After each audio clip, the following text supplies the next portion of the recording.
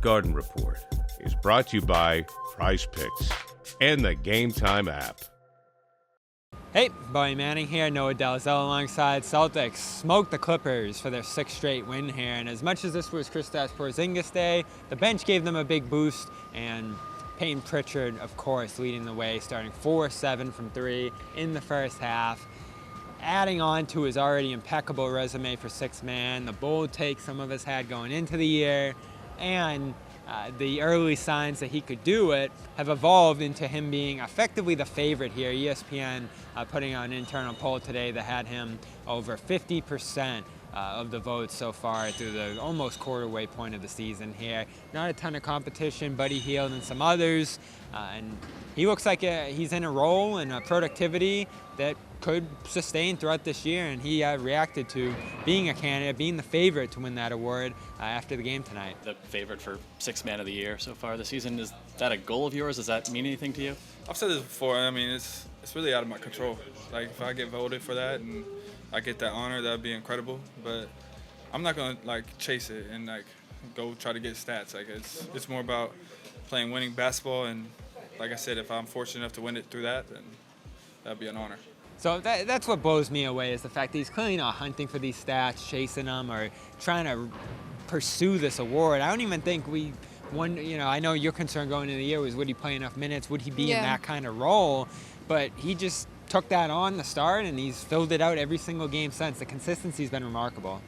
Yeah, I mean, I honestly didn't think he was going to be in the conversation for sixth man of the year because of what you said, just the amount of touches, the amount of opportunities that are just not available on this team compared to other rosters that turn to their sixth man as one of their primary scoring options. But I think there's a lot at play here. One is just he's been on fire, right? He's shooting above 40% from three. How many times have we seen him come in the second quarter and it's like that spurt of three-pointers in a row where he just changes everything? And they've needed that in many spots early. And sometimes it's like versus Milwaukee, where they were down by quite a bit and he actually helped them stay in the conversation. Other nights it's like today, where he kind of just helps bury a team. And then in the third quarter, he did come in after a big run by the Clippers and turn things back Boston's way. The other thing is that it's not just three-pointers. He's been super effective from mid-range. I was talking to Jack Simone about this previously before the game, but he actually has one of the best mid-range field goal percentages of any player on the team right now. And then defensively, I know that's still the place where he can be picked on, especially in the postseason, especially when they're hunting him on mismatches. But he's really held his own. I mean, I thought that he was really impressive against James Harden today. I don't think they view his defense as a liability. I think they view it as a strength because there's things that he can do, guard 94 feet, ball pressure, that other guys in the roster maybe aren't going to do. And I mean, this is a very stacked defensive roster, but I think that all around he's just become a phenomenal player, playmaker, obviously.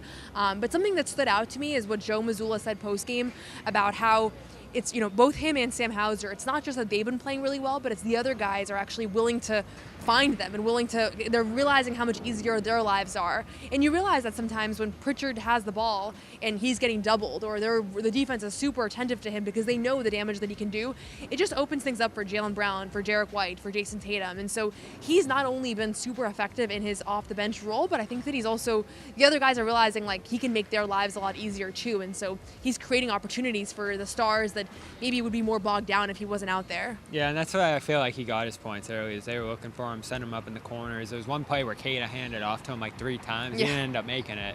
But they got him a pretty good look in the corner on that one too. So on the ball, off the ball, he's been able to play both roles.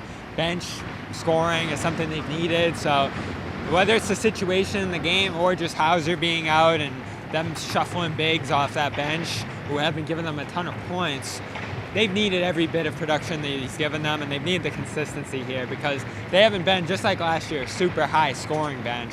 But tonight they were. Pritchard amazing, Hauser excellent, and Neemias Queta had a big game as well. We talked about him and Porzingis' return in our other video here. And now that we're a quarter way into the season and we're seeing what he's doing, the competition and all that, I think he's going to do it. I feel like he is. I think so. Honestly, one, because right now his stats are there. He's one of the front runners just looking at analytics. I also think it helps that he's in Boston. Like, at the end of the day, if you're contributing to winning on the, on one of the best teams in the league, and I expect them to have one of the best records when it's all said and done. You're visible. It helps. You're in a big market. Let's be frank about it, but also just the fact that he's actually contributing to winning. You can put up a bunch of points, but if your team's, barely a playoff team, I think it's going to be really hard for any of those guys to edge him out. So we'll see. I think Buddy Hield's a big competition. But right now it looks like he's the front runner, and ESPN agrees. So we'll see. I think he's going to do it, and let us know how you feel below. It's a long season ahead. Got to stay healthy, but last year he played 82 games. He's on track to do that again this year. We'll continue to keep tabs on it. He talked after the game. Go check that out at CLNS Media. Check out Prize Picks. Go over there, use the code CLNS for a bonus and a free Tyreek Hill square on Thanksgiving. Check out the Game Time app. You want to go see the Celtics or whoever else, concerts, events, football, hockey. Use code CLNS over there for $20 off your first purchase. Terms apply. Check out Nutrafol for $10 off your first month and free shipping. Just use the promo code GARDENGIFT. Great time to give that as a gift over there at Nutrafol. For Noah Dalzell, I'm Bobby Manning. We'll be back here in a week. Celtics heading on the road. A little Thanksgiving layoff here as well, so we'll get some rest and recharge and get ready for some big games over the weekend. Cup, Celtics Cavs, a rematch, and then back here for the Heat on Monday. Again, for Noah Dalzell, I'm Bobby Manning. Celtics beat the Clippers here, and we'll have coverage Friday of Celtics Bulls, the final NBA Cup game. Happy Thanksgiving, everybody, and we'll talk to you this weekend.